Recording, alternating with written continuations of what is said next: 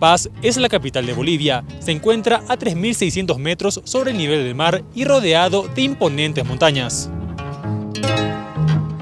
La increíble estructura geográfica de esta ciudad, hundida en una hollada, pero resguardada y contrastada por la imponente presencia de la montaña Illimani, es la primera imagen que ven los turistas que deciden visitar la puerta principal a todas las maravillas de Bolivia.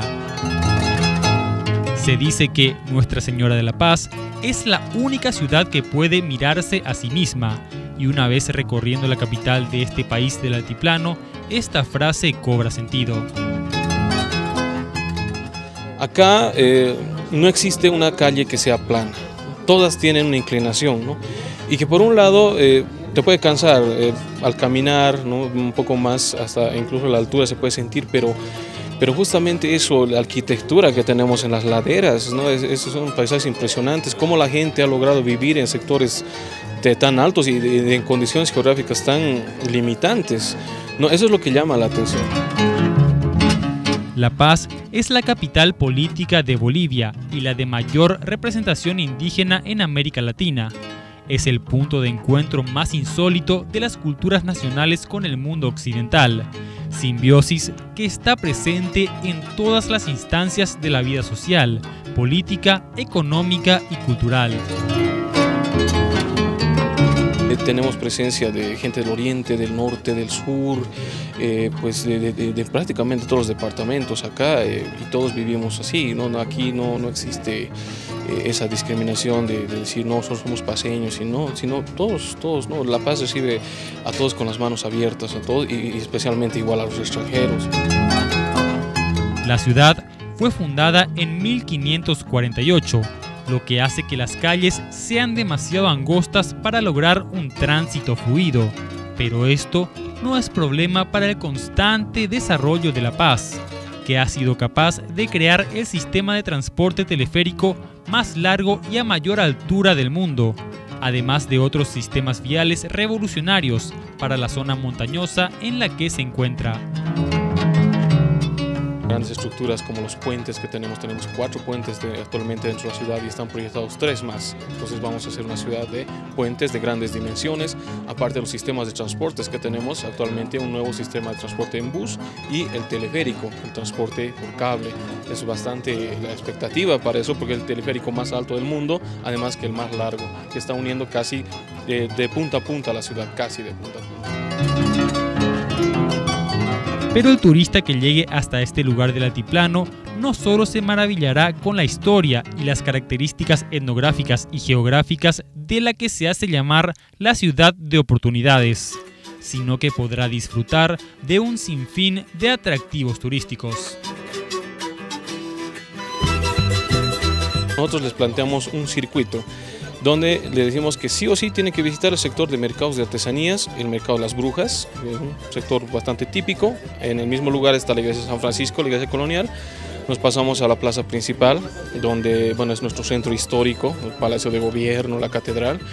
Nos vamos a un mirador, podemos irnos al más alto del centro, para ver toda la ciudad, los alrededores, las montañas.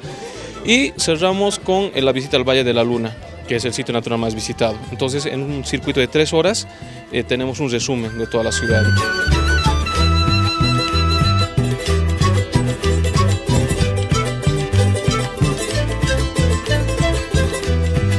En el centro de La Paz se encuentra el mercado, un lugar lleno de folclore boliviano y un lugar conocido como el centro de la magia blanca, donde puedes conseguir conjuros para el amor, la sabiduría, el trabajo o la salud. Uno de los artículos más extraños que pueden adquirirse son los fetos no natos de llama, animal sagrado y característico del altiplano, y que se utiliza como amuleto de suerte para ofrendar a la diosa de la tierra, también conocida como Pachamama. La rana o el sapo para tener fertilidad, prosperidad. La pareja, protección en el matrimonio. Para el trabajo, los monolitos, larga vida, la tortuga, sabiduría, el búho.